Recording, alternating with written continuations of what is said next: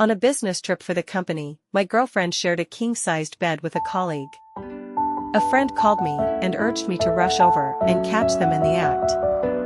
However, instead of going there, I, who had once been deeply in love with my girlfriend, ordered a box of Durex on a food delivery app and had it sent to their address. Be careful. It would be bad if you got her pregnant, I texted her, giving her a considerate reminder. Honey, are you crazy?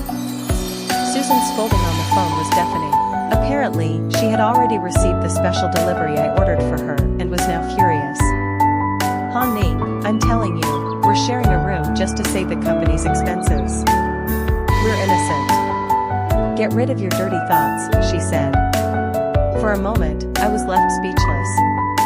How could she come up with such an excuse? 4 of us were on a business trip, 2 men and 2 women. Even if one couple was among us, did we really have to share rooms like this? Was the room rate of a few hundred yuan really that expensive?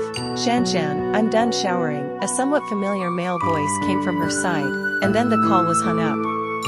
I stared at my phone, my heart unable to calm down for a long time. Finally, I picked up a cigarette and walked to the balcony.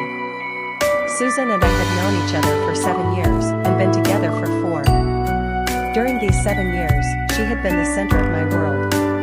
I studied her likes and moods carefully and tried every way to please her. She had a bad stomach, so I taught myself cooking and traditional Chinese medicine theories to help regulate her spleen and stomach. When her mother was hospitalized, I took care of everything, running around for 3 whole months and voluntarily paying 200,000 yuan for the surgery. When she was in a bad mood, I took her on trips. Qiujing Mountain, Irai Lake, and the prairie all witnessed our footprints. I took meticulous care of her, did my best to make her happy, and never let her suffer even the slightest bit of grievance. But what did I get in return? Her annoyance and contempt. It seemed that all my kindness to her was taken for granted, and my tolerance became the capital for her to act recklessly, making her more and more unrestrained. Deep affection that isn't cherished is like trash. I was really tired and weary. I took a long breath and blew smoke rings into the night. If you can't hold on to the sand, it's better to let it go. Susan was on a 3-day business trip. When she came back, she threw me a box containing a jade bracelet. This was her way of secretly making up. Every time she felt guilty or did something wrong, she would casually buy something to appease me, as if it were compensation. And I would always give her a way out, treasuring whatever she gave me as if it were a precious treasure, and then things would naturally be forgotten. Now that I think about it, I loved too humbly, which made her so overconfident that I was like a dog, wagging its tail at the sight of a bone. Thanks, I took the box, but without the excitement I used to have. I didn't put it on my hand in front of her. Instead, I picked up some documents and went to the study. Susan wanted to say something behind me, but I didn't give her a chance to speak and closed the door directly. At night, I slept in the study. When I heard the bathroom water stop, I turned off the light and turned my back to pretend to be asleep. Before long, Susan walked over. I could feel that she was standing right behind me. I wondered if she was thinking, what's wrong with this dog today? Why isn't it wagging its tail after being given a bone? Honey? Susan pushed me, but I didn't make a sound. After a while, she snorted and walked away. It seemed that she was angry. In the past, every time she came back from a business trip, I would be passionate. Although we would text and call each other every day during the trip, I still couldn't hide my longing for her. I would ask about her well-being, massage her legs and shoulders, praise her for her abilities, and hold her in the palm of my hand. But this time, I was indifferent, which made her very dissatisfied. As for the fact that she shared a bed with another man on the business trip, wasn't that bracelet supposed to make up for it? I've already bought you a bracelet. What else do you want? Ha ha ha, how ridiculous. I laughed at myself and fell asleep. The next morning, as expected, Susan ignored me. She wanted to give me the cold shoulder, waiting for me to beg her, just like teaching a disobedient puppy, giving it a hard time now, and then offering a little kindness.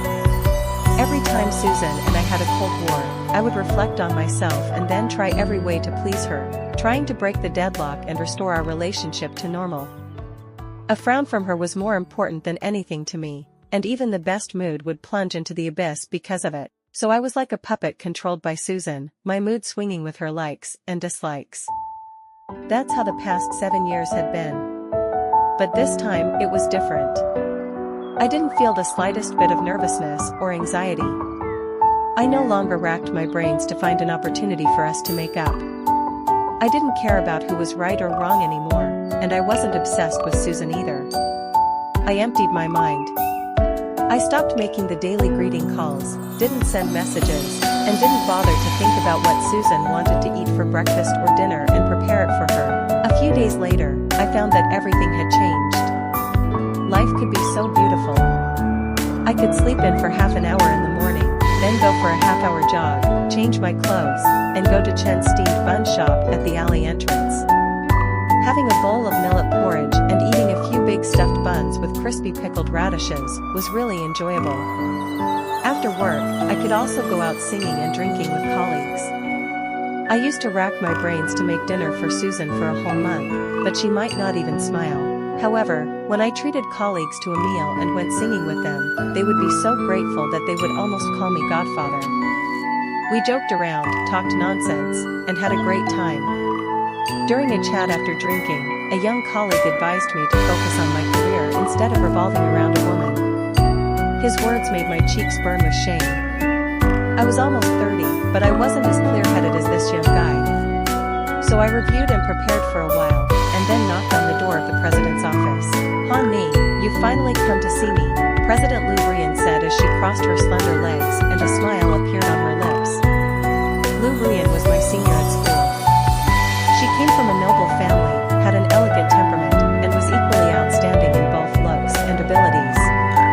When we were in college, we were in the same club and often organized activities together.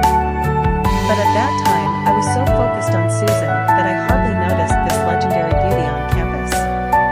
It wasn't until after graduation that I gave up a well-paid job in another city and stayed in our hometown with Susan. Coincidentally, I met her again during a job interview.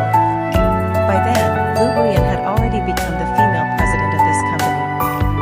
Unlike her innocent and shy look in school, she was more composed and introverted, but still breathtakingly beautiful. Reunited after a long separation, we had a great chat, from school anecdotes to every aspect of life and work. It seemed that we had endless topics to talk about. Unconsciously, we talked for over an hour until her secretary came to call her, and then we both realized it, looked at each other and smiled, a bit embarrassed. Lu Ruiyan's cheeks even flushed, making her look even more charming. Finally, she offered me a contract for a manager position, but I politely declined. Because of Susan, I wanted to have more time to accompany and take care of her. Hearing my reason, a trace of loneliness flashed across Lu Ruiyan's eyes, but she smiled and said it was okay and that I could come to her whenever I changed my mind. With my abilities, I was definitely qualified for the position. In the end, I chose a very easy logistics job. Looking back now, it really wasn't worth it. Those 4 golden years were enough for me to reach a higher position instead of revolving around Susan and living a mediocre life. This time, I finally came to my senses. Lu Ruiyan seemed to have known that I would come to her. She took out the contract she had prepared in advance from the drawer, which was exactly the one she had offered me at first. I signed my name neatly without any hesitation. The smile on her face grew wider, and she said meaningfully, "It's good that you thought it through. As long as you can figure it out, it's never too late. Junior, I've always had high hopes for you and believed in you," she encouraged me. Her words were like spring rain and sweet dew, refreshing my heart. I was deeply touched and also felt very lucky. This opportunity had been waiting for me for 5 years, and I finally grasped it just when I was on the verge of losing it. Lu Ruiyan assigned me a very important project, expressing her trust in me, and also giving me a task. For this project, I devoted all my energy to it, going to work early and coming back late every day, which just happened to avoid Susan's schedule. I left home early in the morning when she was still asleep, and when I got home at night, she was already in bed. That was just fine, so that we